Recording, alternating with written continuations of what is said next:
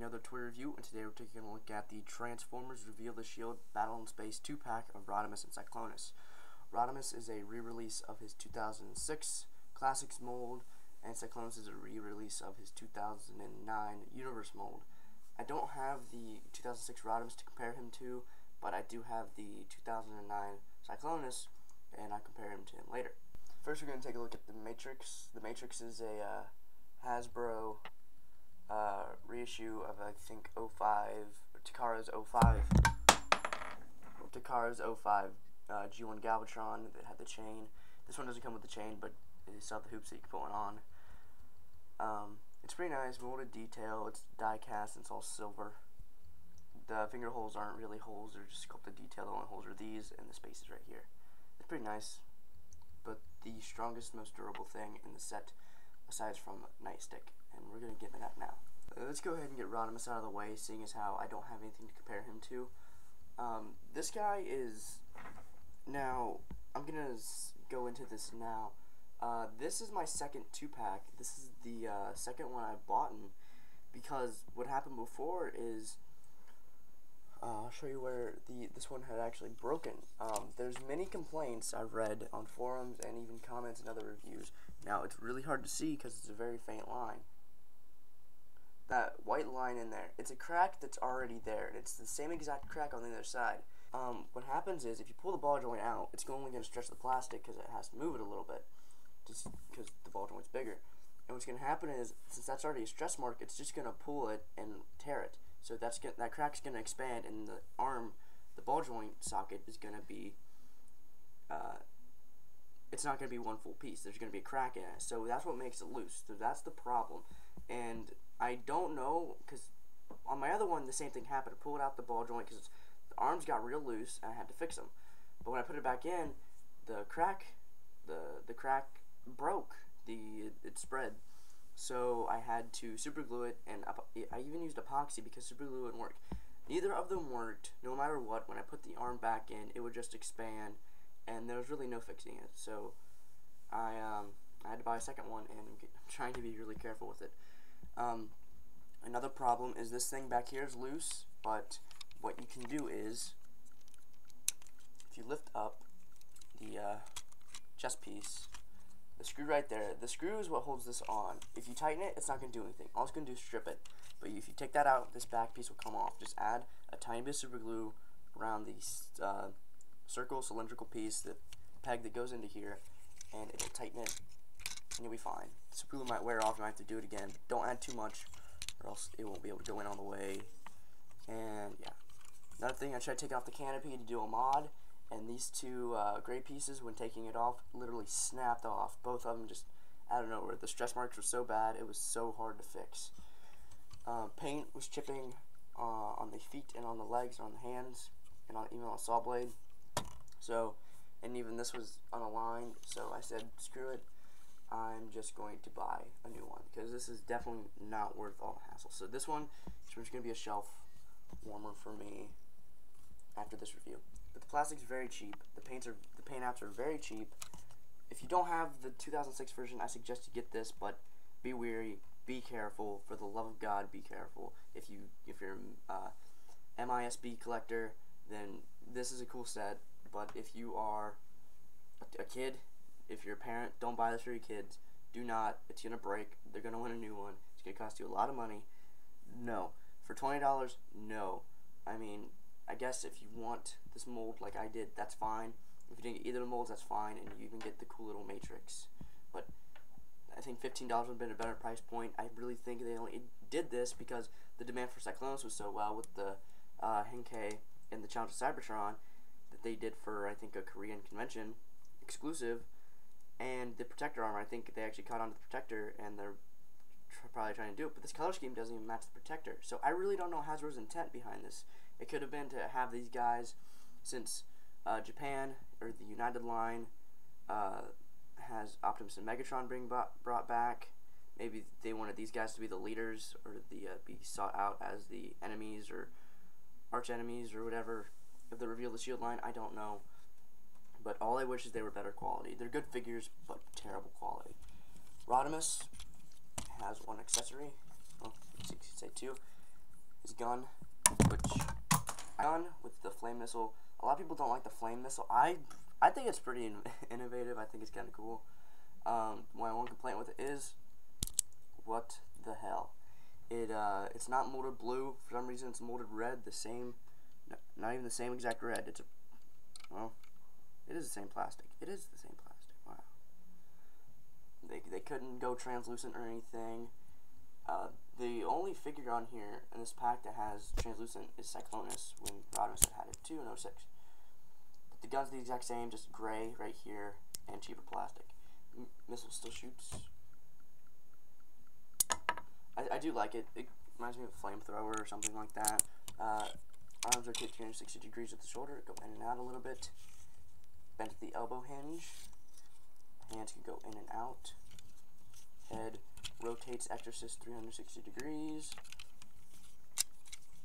No waist. You go forward and back, in and out. Bend at the knee. Foot pivot. And that's it. Now he also has a little gimmick right here. If you get your finger in there on that tab, you can pull out his buzzsaw from the 86 movie. Tiny, really inefficient, but it's cool. And now we're going to cover the transformation. The first thing you're going to want to do is take the arm, fold the hinge, and fold the hand inside. And what you're going to want to do is take the arm, rotate it 180 degrees up. Down to the legs, you want to take this red panel, fold it in, take this gray piece with the pipes, fold it up, take his foot, fold it all the way back, take the wheel, push it in. Then you want to take this piece, double hinge it up. Next you want to go to the back side, take this back piece, rotate it up. In the middle of doing that, take the spoiler pieces, rotate them up, fold out that back, 180 degrees downward. Then go back to the front, take the chest piece, untab it, take it back here, and press in the arms. You want to take the legs and tab them in right there, take the spoiler piece, fold it down, peg it in the side of the legs.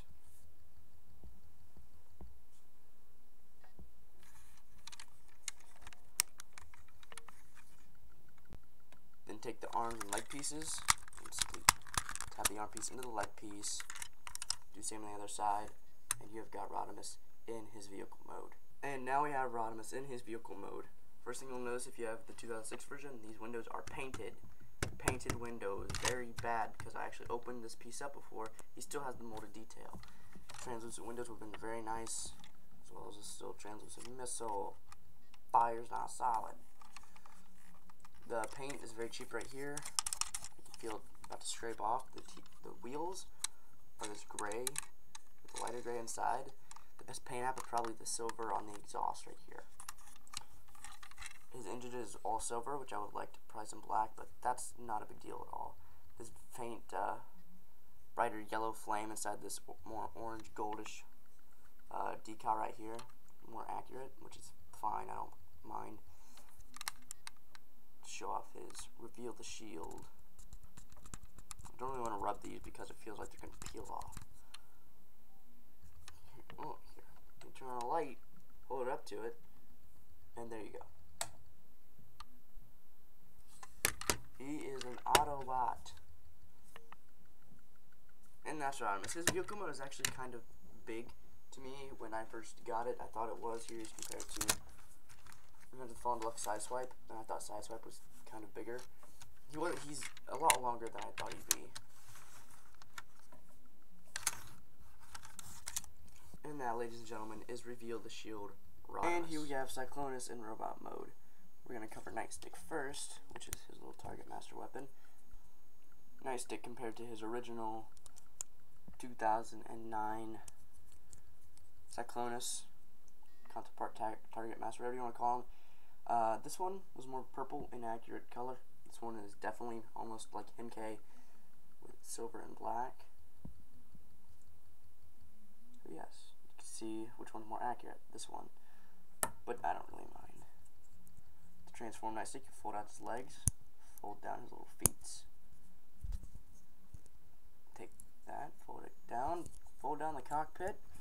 rotate the arms down, and there you have Nightstick in robot mode. And here they are in robot mode. You can see the differences. Painted red eyes and gold face is still the same, but all the other colors are different.